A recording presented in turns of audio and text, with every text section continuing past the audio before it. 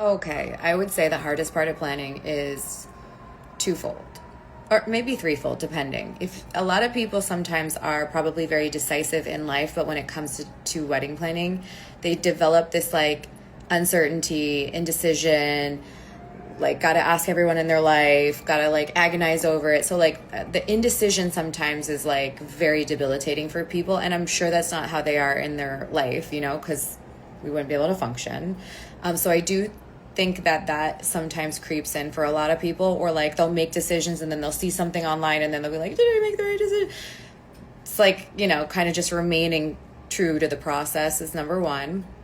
I would say the other one is trusting in the vendors.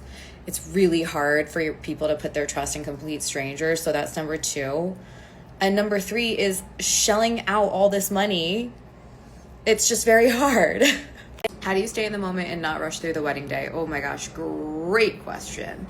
I have to coach people sometimes, especially the very type A bride, because sometimes they're asking me about the timeline and I'm like, babe, you need to go enjoy your day.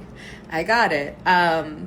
So I would say the first thing is just surrounding yourself when you're getting ready and things like that with people that kind of like keep you positive and in the moment and don't let you like, you don't want to be surrounded that morning with somebody looking out the window wondering if it's going to rain. Like, you don't want those types of people around you when you're like just starting the day. So that's the first thing. You want to be positive and like have fun. Obviously, you're marrying the love of your life. Another one is just continue to remind yourself that you found the love of your life and you guys are now together forever, hopefully.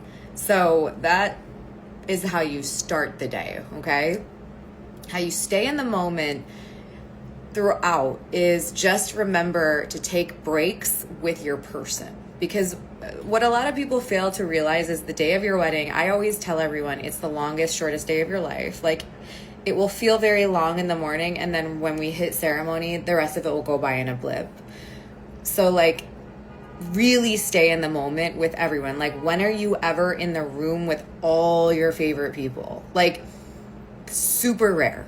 It's like weddings and funerals, honestly. So like, just remember, this is the very special time where everyone's all together, but just a reminder to take breaks with your significant other because everyone is around you the whole day. So honestly, this one can depend. This varies person by person, right? Because some people are like, I regret my dress, or I regret doing my hair like this. Other people are like, I should have eloped and we should have spent that money on like a year-long vacation. You never know. But I will say the one thing I've heard from brides afterwards is regretting not getting a touch-up after ceremony, because sometimes at the point where we're finalizing vendors, people are like, oh my God, we spent so much money. And like the thought of like a few hundred, maybe 1,000 or something more is like, just kidding, I don't really need it. And that's sometimes where people go wrong. It's like, I think a lot of people YOLO really hard until they start finalizing the wedding, and then they start cutting back. And then I have other clients that like are really, stingy in the beginning. And then once we get to the finalization of everything 2 months out, they just like add to cart. I mean, how outside the city are we talking? You know what I mean? Like, are we going outside the city? We're going to Cedar Lakes. We're going to Blue Hill. Like, absolutely not. Yeah, absolutely not. But are we going to like the outskirts of New Jersey? Because like, probably, yeah. I mean, it really depends.